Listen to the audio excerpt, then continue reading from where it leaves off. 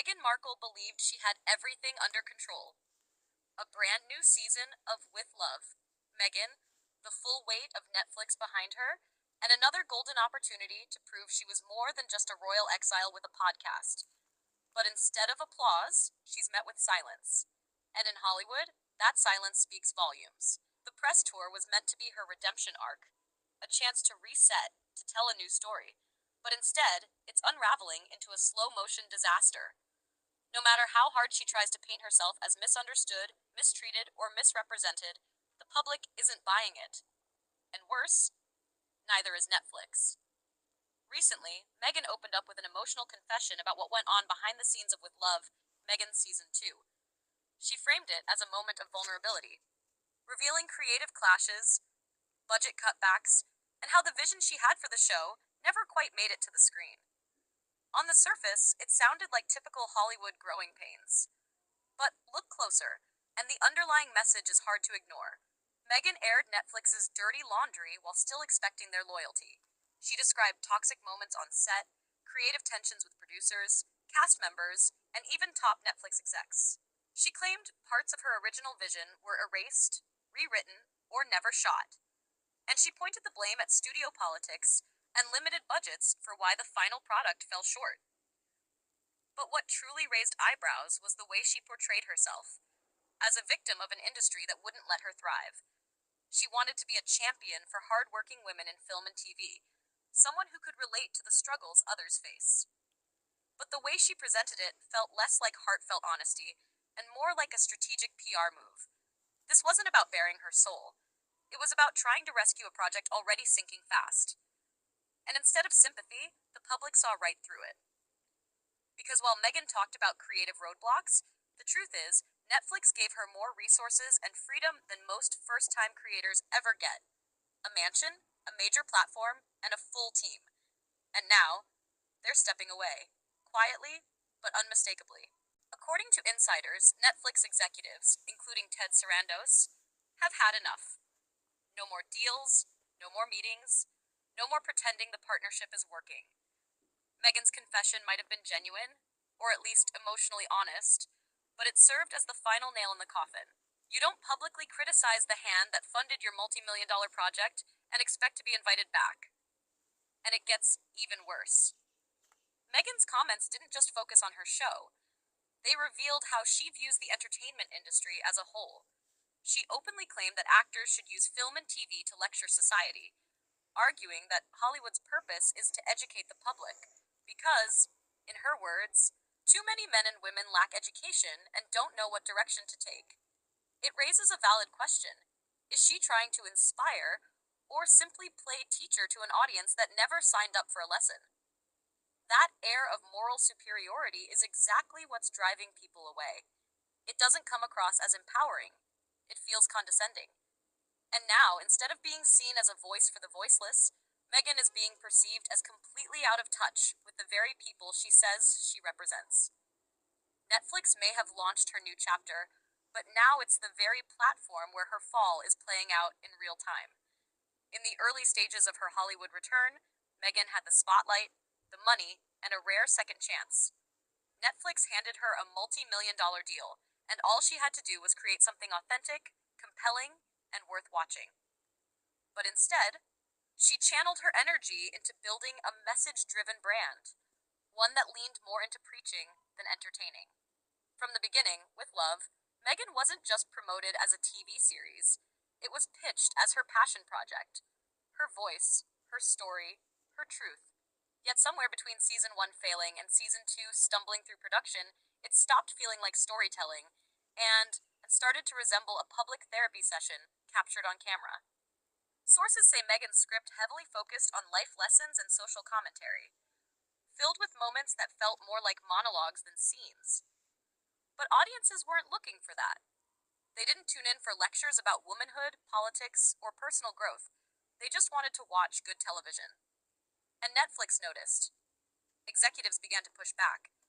Scenes were trimmed, episodes shortened, and entire segments were shelved. Inside the studio, word spread that Meghan's creative control had become a point of tension, not collaboration. And by the time the show reached the editing stage, What remained was a diluted version of her original vision, still disorganized, but now stripped of any real impact. To Meghan, it felt like sabotage. To Netflix, it was simply damage control. Her public confession, the one that made all the headlines, was positioned as a bold act of honesty. She spoke about how budget cuts crushed her spirit, how much she sacrificed for the project, and how the pressure of being a woman in Hollywood had worn her down. But critics were quick to point out what she left out: how she alienated people on set, how crew members quietly exited mid-season, and how many of the production setbacks were the direct result of her own micromanaging. Then came the audience response. Viewers didn't just ignore the series, they deliberately avoided it. Online forums, comment sections, and social media feeds were filled with people mocking just how tone-deaf it all felt. Meghan's attempt to relate to everyday women ended up sounding like someone trying, and failing, to connect with a group she didn't truly understand. Her version of struggle felt distant, even performative. To make matters worse, insiders revealed that Meghan often rewrote scripts deep into production, sometimes as late as the night before filming. It threw the entire crew into disarray. Scenes were reshot multiple times, each with a different tone depending on which version of Meghan showed up that day. Rumors swirled about tense arguments with the showrunner, creative tug-of-wars that escalated to the point where Netflix had to assign a neutral producer just to maintain order. But by then, the damage had already been done. Netflix didn't officially cancel the show, not outright, but they came close. They released it with barely any fanfare. No homepage banners, no trailers, no major interviews with Meghan. Just a quiet upload and crossed fingers. And the reviews? Brutal. Critics called it aimless, preachy, and emotionally hollow. Even Meghan's once loyal supporters fell silent. The momentum she'd gained after leaving the royal family, the curiosity, the goodwill, disappeared in a single failed release. Hollywood may be forgiving in many ways, but not when it comes to being out of touch and delivering subpar content. Netflix never issued a public statement. They didn't need to. Their silence said it all. Behind the scenes, executives had already decided.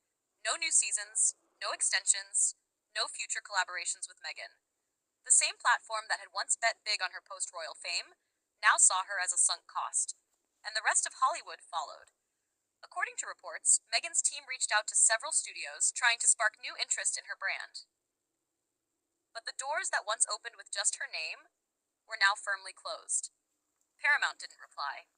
Warner Bros. Politely passed. Even smaller production companies that had once been eager to work with her now gave her the cold shoulder. Insiders say the perception around Meghan has shifted. She's no longer seen as a misunderstood disruptor trying to rewrite the narrative. Now, she's viewed as a liability. Someone who demands too much control, draws too much attention, and points fingers when things unravel.